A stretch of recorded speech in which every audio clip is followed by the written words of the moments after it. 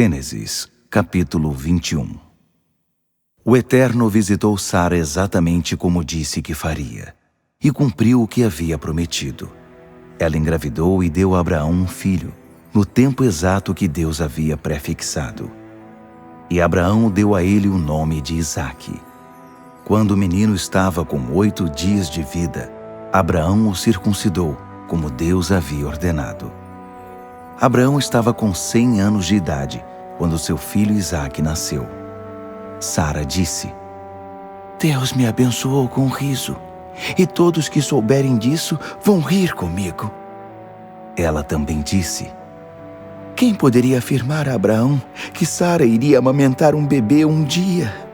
Mas estou aqui, dei um filho ao homem idoso. Gênesis, capítulo 22. Depois de todas essas coisas, Deus resolveu testar Abraão. Então o chamou. Abraão.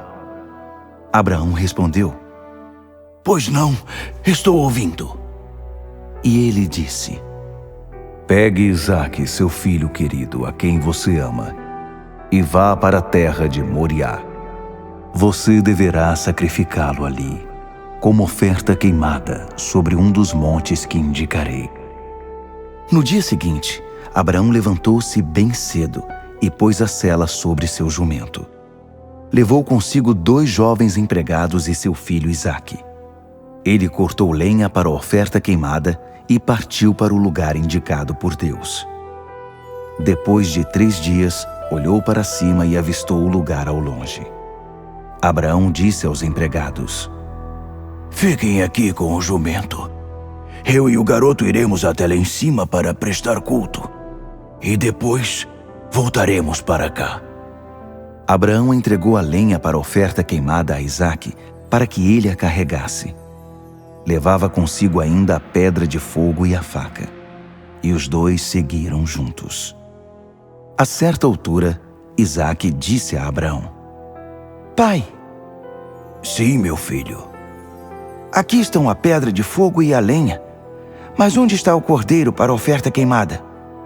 Abraão respondeu: Filho, Deus vai providenciar o cordeiro para a oferta queimada. E continuaram caminhando. Finalmente chegaram ao lugar indicado por Deus. Abraão edificou um altar e arrumou a lenha sobre ele. Depois, amarrou Isaque e o pôs sobre a lenha. Em seguida, estendeu a mão e pegou a faca para matar o filho.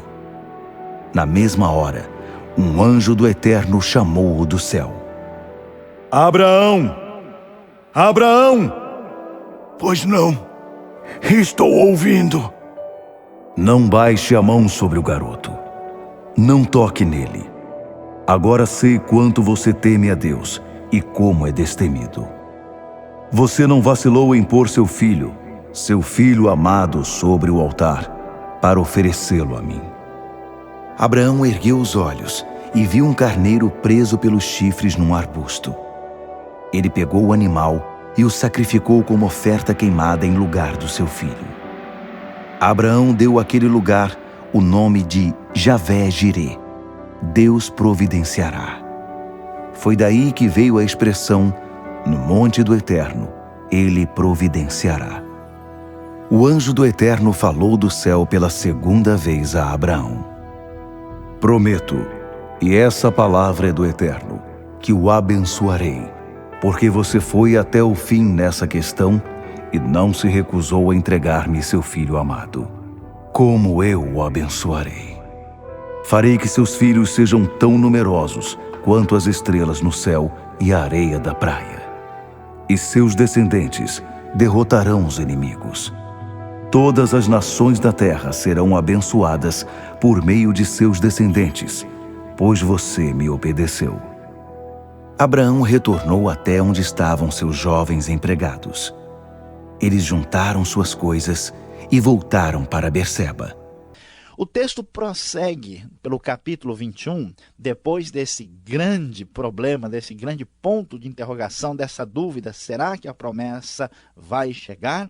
Finalmente, capítulo 21 primeiro versículo, o texto desfila as palavras vitoriosas da promessa divina. O Senhor foi bondoso com Sara, como lhe dissera, e fez por ela o que prometera.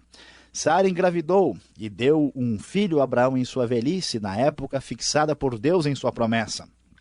Abraão deu o nome de Isaque ao filho que Sara lhe dera, quando seu filho Isaque tinha 8 dias de vida.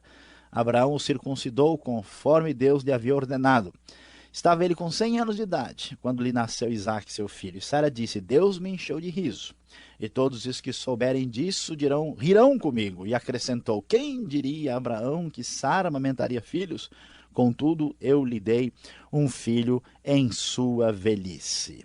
Aqui a palavra divina se mostrará finalmente verdadeira. Depois de tantos anos, preste bem atenção, meu amado ouvinte, 25 anos depois de muitas provas, depois de tanto suspense, depois de tanta possibilidade aparente de que, por diversas razões, a palavra divina estaria sendo frustrada, aqui finalmente Deus mostra a sua bondade e mostrando a grande verdade para nós de que dependemos completamente de Deus. A razão por que Deus faz o que faz aqui no capítulo 21, demora tanto tempo para cumprir a sua promessa, é para que ficasse bem claro que tudo tinha sido feito unicamente por Deus e não pela força humana. Se Abraão tivesse tido filho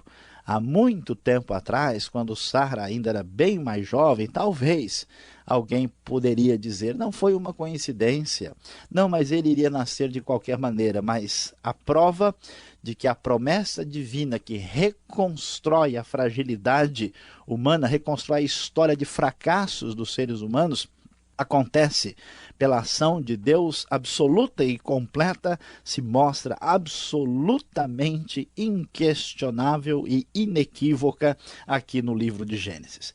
E o texto então diz que a alegria está presente. Nasceu, viva, Isaque. Isaque, seu nome quer dizer risada, quer dizer riso, alegria. Abraão segue a orientação divina, mantém a sua parte de fidelidade na aliança com Deus, fazendo a circuncisão de Isaque. E todos estão felizes sabendo, somente por Deus isto poderia acontecer, e aqui chegou finalmente a grande promessa divina. Capítulo 22 do livro de Gênesis, hoje no Rota 66, uma experiência de matar. O texto bíblico, na Nova Versão Internacional, diz o seguinte, passado algum tempo, Deus pôs Abraão à prova, dizendo-lhe, Abraão, ele respondeu, eis-me aqui. Então disse Deus, tome o seu filho, seu único filho Isaque, a quem você ama, e vá para a região de Moriá, sacrifique-o ali como holocausto num dos montes que lhe indicarei. Basta ler estes 2 primeiros versículos para ficarmos absolutamente perplexos. Depois de tanto suspense, depois de tanta expectativa, finalmente a promessa divina se cumpre. E logo depois, nem acabamos de comemorar o nascimento de Isaque no capítulo 21, capítulo 22 aumenta tremendamente o nosso suspense com uma palavra absolutamente inesperada da parte de Deus, Deus pedindo que Abraão sacrificasse o seu único filho Isaque. Isso é tão impressionante que esse texto recebeu uma atenção especial na história da teologia, na história da interpretação da Bíblia. Nós vemos então que Abraão, obedientemente, segue a orientação divina. A palavra de Deus diz que ele vai para o monte indicado, que no texto nós vamos descobrir que é o Monte Moriá. E então, chegando lá, o texto sagrado diz que Abraão pegou a lenha para o holocausto e a colocou nos ombros de seu filho Isaque. E ele mesmo levou as brasas para o fogo e a faca. E caminhando os dois juntos, Isaque disse a seu pai Abraão, meu pai, sim, meu filho, respondeu Abraão. A NVI prossegue dizendo, a Isaque perguntou, as brasas e a lenha estão aqui, mas onde está o cordeiro para o holocausto? Respondeu Abraão, Deus mesmo há de prover o cordeiro para o holocausto, meu filho. Os dois continuaram a caminhar juntos. Quando chegaram ao lugar que Deus lhe havia indicado, Abraão construiu um altar e sobre ele arrumou a lenha, amarrou seu filho Isaque e o colocou sobre o altar em cima da lenha. Então estendeu a mão e pegou a faca para sacrificar seu filho. Mas o anjo do Senhor o chamou do céu. Abraão, Abraão, eis-me aqui, respondeu ele. Não toque no rapaz, disse o anjo. Não lhe faça nada, agora sei que você teme a Deus, porque não me negou seu filho, seu único filho. Vemos que a palavra divina nesse texto mostra para nós que Deus, em muitos momentos, está além da nossa compreensão. O texto reforça a ideia de que a palavra divina não é facilmente compreendida pelo ser humano. Muitas pessoas gostam de ouvir o que Deus tem a dizer, desde que a palavra divina seja exatamente o que ele já tem em mente. Aqui nós vamos ver que Abraão obedece à palavra de Deus, o seu único guia, a sua única orientação, a sua única certeza e segurança é a palavra divina. Certamente ele estranhou. Como é que pode Deus mesmo pedir sacrifícios humanos? Em nenhum lugar na Bíblia Deus diz, ou a qualquer orientação a respeito de sacrifícios humanos, porque claramente o homem, como imagem e semelhança de Deus, nunca foi exigido ou requerido do povo de Deus praticar esse tipo de sacrifício cruel e horrendo. No entanto, dá para entender talvez a reação de Abraão aqui pelo fato de que esses sacrifícios eram comuns nas diversas culturas antigas. E devemos compreender também que Abraão sabe que Deus está falando com ele. É o mesmo Deus que já lhe apareceu anteriormente, é o mesmo Deus que o orientou. Portanto, ele tem muita consciência do que está acontecendo. Não se trata da mesma atitude que alguém poderia ter em fazer alguma coisa absolutamente fora da realidade com justificativa em Deus. Mas fica bem claro no texto que a exigência divina vai além da compreensão humana, vai muito além do que nós podemos esperar. Para entender esta postura de Abraão, é importante observar o enfoque que o Novo Testamento dá para esse texto lá no livro de Romanos. Por que Abraão teve coragem de ir tão longe? Porque ele tinha certeza que Deus, que era o autor da vida, iria dar vida novamente a Isaque, iria talvez ressuscitá-lo, dar-lhe vida outra vez, já que ele era o responsável por tudo e tinha feito tudo por meio da sua palavra. A lição forte e nítida que surge no texto é a absoluta obediência por meio da fé à palavra divina, mesmo quando ela parece absolutamente incompreensível e inaceitável para a perspectiva humana. O texto ainda traz muitas lições importantes para a nossa compreensão.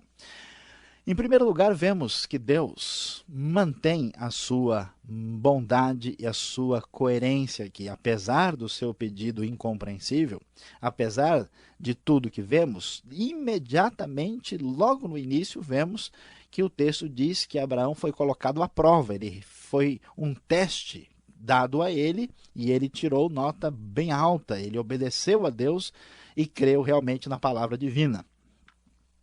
E quando Abraão ia chegar às vias de fato, Deus claramente impediu, o anjo do Senhor clamou do céu e impediu que Abraão viesse a sacrificar o seu próprio filho, mostrando aqui que Deus não aceitava sacrifícios humanos de verdade como se fazia entre os outros povos.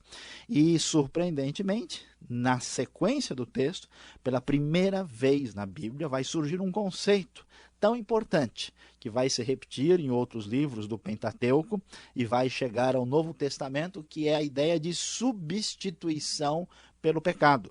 Por isso, o versículo 13 diz que Abraão ergueu os olhos e viu o carneiro preso pelos chifres no arbusto, e o texto diz claramente, foi lá pegá-lo e o sacrificou como holocausto em lugar de seu filho. Abraão sacrificou em lugar de seu filho. Pela primeira vez, a ideia de de um sacrifício substitutivo, algo tão importante nas Escrituras, no decorrer dos capítulos que prosseguem, vai surgir aqui no livro de Gênesis. E Abraão, entendendo que Deus era o Deus da sua palavra, agora traz um conceito ainda mais significativo, dizendo: olha, Deus é aquele que promete, Deus que cumpre. Portanto, ele é o Deus que provê. O Senhor proverá, o famoso Jeová Jireh. Por isso se diz: no monte do Senhor se proverá, conforme NVI no versículo 14. Deus está no controle do sustento de todas as coisas, por isso vale a pena depositar a fé inteiramente nele. Diante disso, pela segunda vez, o anjo do Senhor chama Abraão e reforça novamente a promessa. O suspense agora desfeito. A promessa se cumpriu e ela não correrá mais risco. Parece que depois de tanta vitória, parecia inicialmente que Abraão perderia o seu único filho. Essa palavra única, único aqui, é a mesma palavra que depois é utilizada com respeito a Jesus como o único filho de Deus, o unigênito de Deus. É o mesmo tipo de conceito que passou do hebraico para o grego e é usado no Novo Testamento. Mas a palavra divina diz: juro por mim mesmo, declara o Senhor, que por ter feito o que fez, não me negando o seu filho, o seu único filho, eu o abençoarei e farei de seus descendentes tão numerosos como as estrelas do céu, como a areia das praias do mar. Sua descendência conquistará as cidades dos que lhe forem inimigos. E por meio dela todos os povos da terra serão abençoados, porque você me obedeceu. Deus leva bem a sério a postura de Abraão, porque a sua fé, a sua confiança, a sua certeza em Deus não foi apenas de palavras e de conceitos mentais e abstratos. Ele comprovou pela prática que ele cria absoluta e completamente em Deus e na sua palavra.